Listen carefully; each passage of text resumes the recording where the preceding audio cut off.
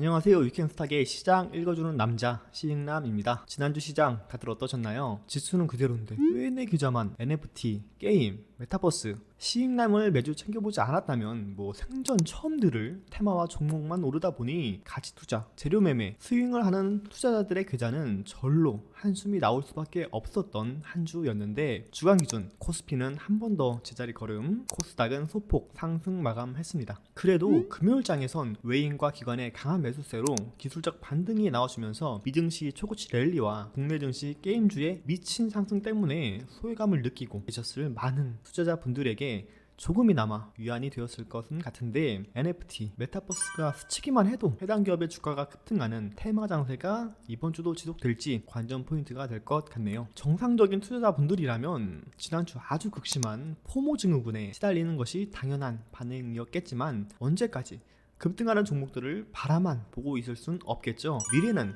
과거에서 찾을 수 있다고 지난주 시장 한번 돌아보며 다음 주도 준비해 보도록 하죠.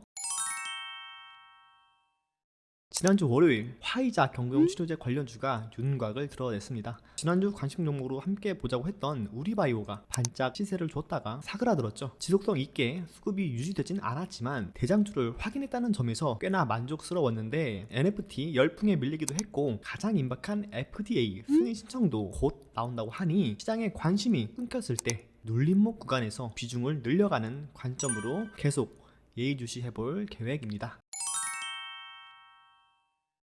화요일은 윤석열 정책주의 상승이 있었습니다. 국민의힘 경선 이후 처음으로 발표된 진짜 대선 여론조사였다는 점에서 의미가 컸는데 시장 예상 밖으로 윤석열이 오차 범위를 넘어서서 앞섰다는 점, 이것 때문에 관련주들의 반응이 있었죠. 경선 종료 후엔 인맥보단 정책을 주목해야 한다고 말씀드렸었는데 인맥주를 계속 들고 계셨던 분들 입장에선 참 야속할 정도로 빠르게 다음 스텝으로 넘어간 시장이었죠. 관련해서 이번 주 히든 종목으로 정책 대장을 준비해 놓았으니 뒤에서 천천히 풀어드리도록 하겠습니다.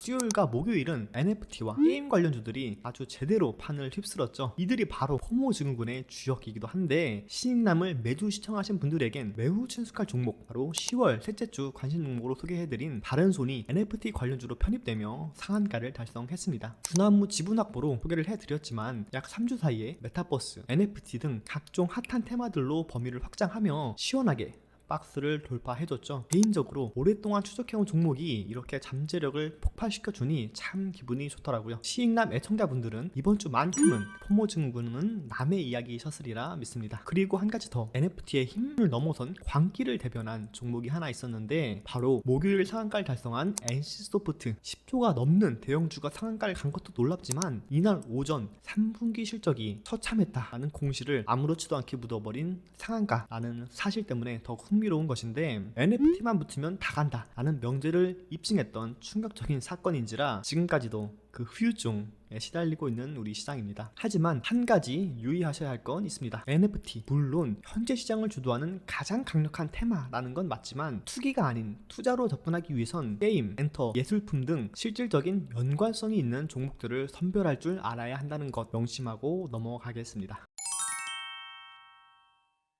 기술적 반등을 줬던 금요일은 반도체, 2차전지, 조선주들 지난 시기 조정을 겪은 대형주들의 고른 상승이 있었습니다. 영원한 것은 없다 라는 말처럼 최근 이어지는 테마 장세, 중소형주 장세, 극심한 차별화 장세까지 당장 놓고 보면 영원할 것 같습니다만 과거를 살펴보았을 때 언제나 시장은 순환했다는 점, 그러니까 우리의 장기 투자 계좌도 빨간불을 켜줄 날이 조만간 올 수 있다는 시그널을 준 금요일이었으니까요. 현재 낙폭이 있는 종목들 너무 미워하지 마시고 앞으로의 선전 함께 지켜보도록 합시다.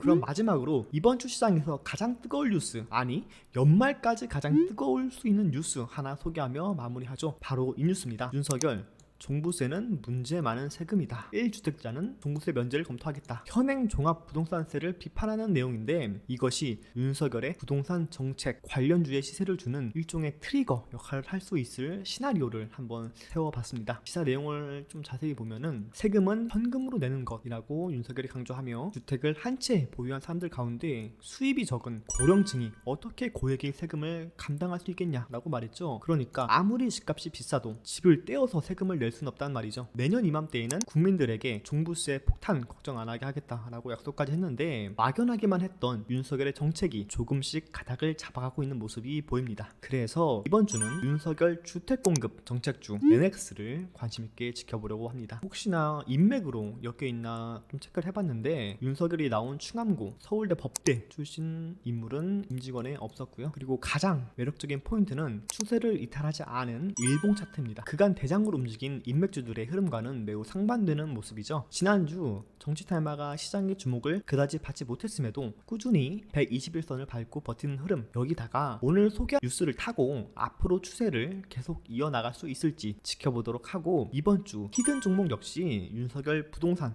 정책주로 준비를 해봤습니다. 차트적으로나 수급적으로나 명실상부한 주도주 역할을 할 수 있는 것으로 준비를 해놨으니까 관심 있는 분들은 간단하게 문자 하나 남겨주시면 공유해 드리도록 하겠습니다. 네, 그럼 이번 주 제가 준비한 내용은 여기까지고요. 다음 주엔 더 재미있는 뉴스와 쉬운 설명으로 찾아뵙도록 하겠습니다. 끝까지 들어주신 분들 모두 감사합니다. 안녕.